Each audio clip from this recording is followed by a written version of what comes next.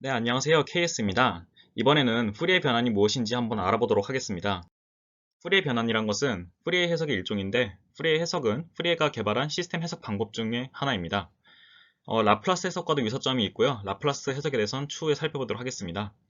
이 푸리의 해석은 푸리의 급수와 푸리의 변화로 나눠지는데, 특히 신호를 주파수 차원에서 바라볼 수 있게 해줍니다. 이번 영상에서는 비주기 신호에 대한 푸리의 해석인 푸리의 변환을 한번 다뤄보도록 하겠습니다. 주파수 관점이란 것에 대해서 말씀을 드리겠습니다. 이렇게 xt가 코사인 오메가 t라고 주어져 있을 때 시간 관점은 각각의 시간, 1, 2, 3, 이런 여러 가지 쭉 연속된 값들에 대해서 주목을 하는 것이고요. 주파수 관점이란 것은 여기 오메가 이 값에 주목을 하는 것입니다. 그래서 각각의 이런 서로 다른 주파수들이 몇 개나 그리고 각각의 주파수에서 어떤 성분이 포함되어 있는지를 보는 것이 바로 주파수 관점이라 하겠습니다. 들어가기 전에 내적에 대해서 한번 살펴보겠습니다. 내적이란 것은 아시다시피 두 벡터의 크기와 두 벡터의 끼인각의 코사인의 곱입니다. 그래서 벡터 A가 이렇게 주어져 있고 벡터 B가 이렇게 주어져 있고 끼인각이 세타가 이렇게 있을 때 A.B, A 내적 B는 AB 코사인 세타로 이렇게 주어집니다. 근데 이거를 순서를 바꿔보면은 곱셈은 교환법칙이 성립하니까 A 코사인 세타에 B의 크기를 곱한 것이라 볼 수 있겠죠. 만약에 B의 크기가 1이라면 A 내적 B는 결론적으로 A 코사인 세타가 될 것이고요. 이 말은 이 B방향에 대해서 이 A가 갖고 있는 성분의 크기가 바로 이만큼이다. 요만큼이 A가 갖고 있는 B방향의 성분의 값이다 라고 할 수 있습니다. 그래서 B가 유닛 벡터라면 B방향으로 A의 성분이 얼마나 있는지 알려줍니다. 이것이 바로 내적이입니다. 결론적으로 어떤 벡터에 대해서 직교 단위 벡터들이랑 다 내적을 하면은 그 내적 값들로부터 원래 벡터를 복원할 수 있습니다. 예를 들어서 어떤 벡터 A가 1, 2, 3이라는 그런 성분을 갖고 있을 때 X방향으로 이것을 내적하면 1이 나오고 Y방향으로 A랑 내적하면 2가 나오고 G랑 내적하면 3이 나오겠죠. 이들을 가지고 X방향으로 1만큼, Y방향으로 2만큼, G방향으로 3만큼 있다 라는 것을 이렇게 조합을 하면 원래 A가 복원이 됩니다. 앞서 보신 내적의 개념을 함수까지 확장을 해보겠습니다. 함수를 벡터로 간주해 보는 거죠. 함수의 내적을 이렇게 브라켓으로 표현을 해보겠습니다. 그래서 이것은 벡터의 내적에서 각 성분을 곱하고 더하는 거랑 유사하게 생각을 해볼 수 있는데 비주기 함수의 경우 이렇게 f와 g의 내적은 그냥 이렇게 곱해서 다 더해줍니다. 다만 뒤에 오는 함수에는 이렇게 켤레복소수를 취해주는 것이 조금 차이점이 있다고 하겠습니다. 왜냐하면 이 함수는 복소수까지도 될 수 있으니까요. 주기함수의 경우에는 이렇게 t분의 1로 평균화를 해주고 그냥 이 주기 t만큼 동안만 적분을 해주면 됩니다. 왜냐하면 그 안에 모든 정보가 다 포함이 되어 있기 때문이죠. 주기함수에 대해서는 이번 영상에서는 더 이상 다루지 않기 때문에 넘어가도록 하겠습니다. 특별한 경우에 대해서 살펴볼게요. 만약에 gt가 익스포넨셜의 j2πft라면 어떨까요? 이 크기를 구해보면은 그냥 이거는 크기는 1이죠. 이 복소수의 크기는. 그렇기 때문에 gt의 크기는 1입니다. 아까 제가 말씀드렸던 단위 벡터의 크기가 1이었죠. 그래서 일부러 gt가 이렇게 단위 벡터가 되도록 하나 설정을 한 것이고요.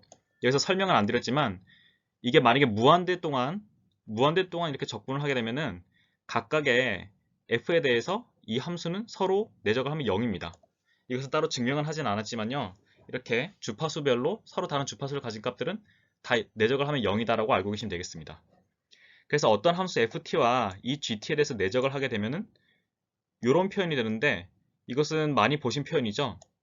바로 라지 ff고 우리가 다른 말로 하면 푸리의 변환이 됩니다. 이것이 바로. 이 의미를 살펴보면은 이 gt의 크기가 1이므로 ft가 각각의 gt, 즉 각각의 주파수 성분이라 할 수 있겠죠. 각각의 주파수 성분을 얼마나 담고 있는지를 알려줍니다. 그래서 이 내적값 ff를 ft의 푸리의 변환이라 하고 그 의미는 각각의 주파수 성분이 얼마나 담겨 있는지 알려준다. 주파수 성분, F 성분이 얼마나 담겨 있는지를 알려주는 것이다. 각각의 F에 대해서 이렇게 아시면 되겠습니다. 자, 그럼 우리가 풀이의 변화를 역으로 해볼 필요도 있겠죠. 즉, 풀이의 변화한 결과로부터 원래 함수 ft, 시간 도메인 함수를 얻어내려면 어떻게 해야 될까요? 각 기저들, 즉 여러 f들에 대한 exponential j2파 ft와 그 각각에 대한 내적값들, 이런 ff, 즉 풀이의 변화 결과죠. 이것들을 곱해서 다 더해주면 됩니다. 앞서서 a를 보관할 때 각각의 값들과 벡터들을 이렇게 다 곱해서 더했던 것처럼 내적값들과 기저들을 곱해서 다 더해주는 거죠. 이것을 적분식으로 나타내면 이렇게 나타날 수 있습니다. 각각의 내적값들과 기저 함수를, 직교 단위 기저 함수를 곱해서 다 더해주는 거죠. 그래서 이것도 우리가 많이 보던 식이죠. 그냥 역풀의 변환식입니다. 실제 예제를 한번 보겠습니다. 제가 ft라는 함수를 임의로 이렇게 만들어 봤어요.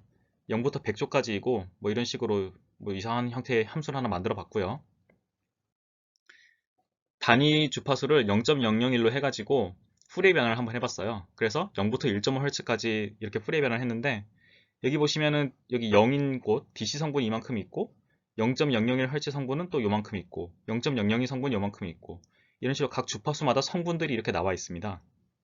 그래서 보시면 이런 식으로 가다가 점점 고주파 신호는 작아지는 걸 볼 수가 있죠. 이것은 신호가 길이가 유한하기 때문에 고주파 신호는 점점 이렇게 작아지는 겁니다.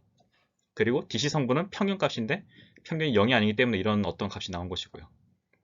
자, 그럼 앞서 구한 0부터 1.5Hz까지의 주파수 성분들을 가지고 역변화를 한번 해보도록 하겠습니다. 이 왼쪽 영상을 한번 보실게요. 지금 보시면 주파수가 점점 범위가 넓어지면서 각각의 주파수들의 성분과 기저들에 대한 곱을 적분을 하고 있는 건데요.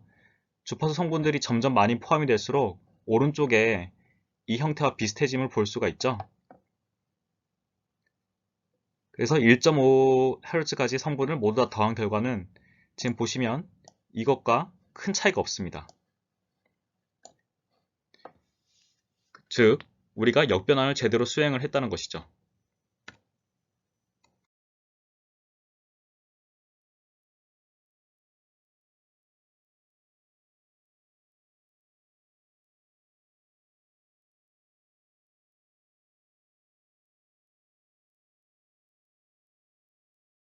네, 결론입니다. 풀이의 변환이란 것은 결국은 어떠한 함수를 직교 단위 함수 2의 제2파 ft와 내적을 한 것이고요. 각각의 주파수 f에 대해서 그 주파수 성분이 얼마나 있는지를 나타냅니다.